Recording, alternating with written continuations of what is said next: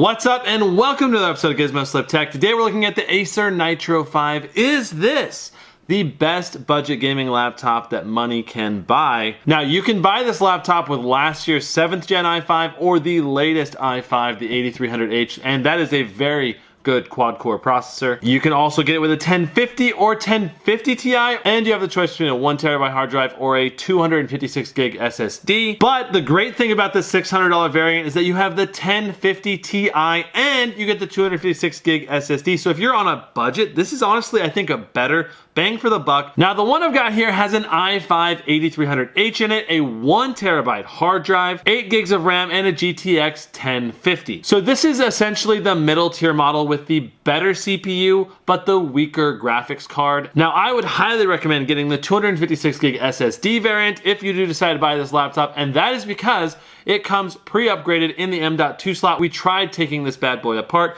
and it was actually very hard to get the bottom off.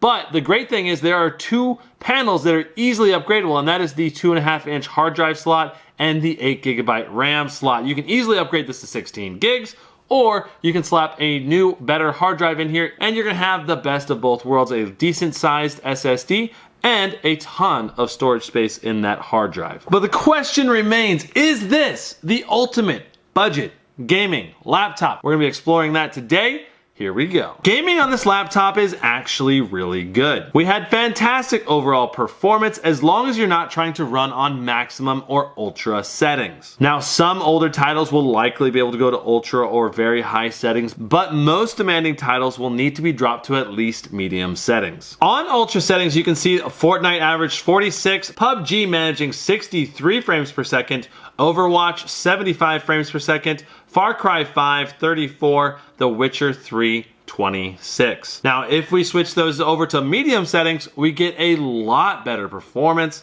Let's take a look. Now because this thing only has a 60 Hz display, the goal here is to get 60 frames per second. On Fortnite we had a mix of low and epic, and we managed 117 frames per second on average. In PUBG it bumped up to 76. In Overwatch we managed 100. Far Cry 5 on all lowest possible settings only managed 50 frames per second.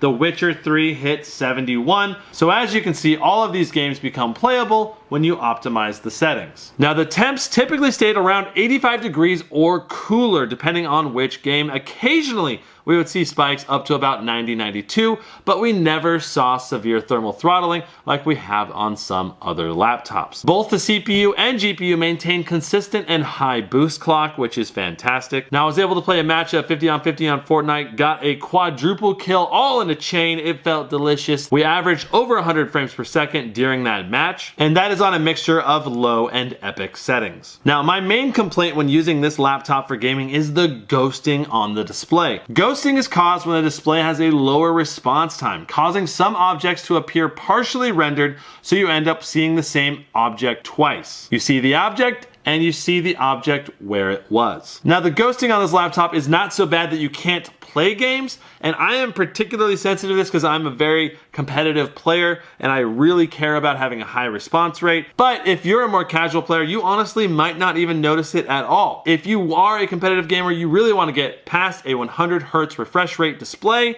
on your laptop, or alternatively, you could buy this laptop and get yourself a nice 25, 27-inch display with a high refresh rate. The good news is that the display is exceptionally bright at 418 nits brightness. That is a very bright display. It's an IPS display, which tends to be more colorful and have better contrast. Overall, for a budget machine, it's a very good display except for the response rate. Now, the port selection is actually pretty good. On the left, we have a full-size SD card reader, USB 3 Type A, HDMI port, USB Type C, and a LAN port. Moving over to the right side of the laptop, we have the headphone port, two USB 2.0 ports, and a power port. Now, the backlit keyboard is pretty bright, and it's definitely not a high-end keyboard. It has some flex, but for a budget machine, it's got bright backlighting, dedicated home and page up, page down, and a full numpad. It's a solid all-around experience, but my main complaint is that certain keys on it are a little bit smaller than average, like the tilde key. It's the kind of thing you're gonna have to get adjusted to, but overall it's got good travel and a decent feel. With a little bit of time, I think most people can get used to this keyboard and it'll work really well. Now the trackpad is very smooth, but it's not very clicky. It's kind of got a mushy feel to it.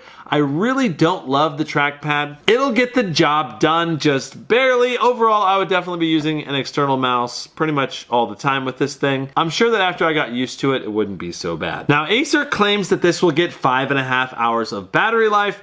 My experience was closer to 3.5 hours of battery life when web browsing. If it was optimized better, I definitely think you could get 5.5 hours. It does have NVIDIA Optimus. You have an Intel GPU and an NVIDIA graphics card in here.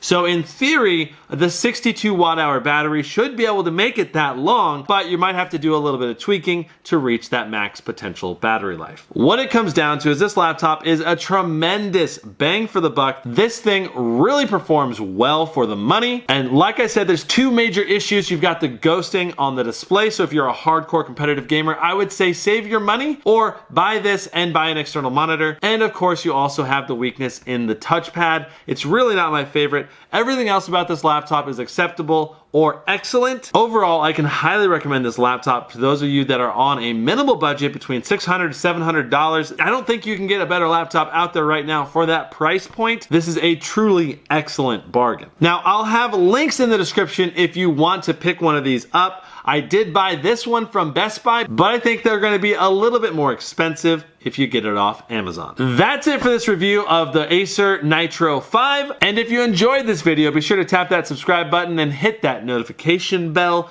Thank you guys so much. We'll see you guys in the next one. Brandon out.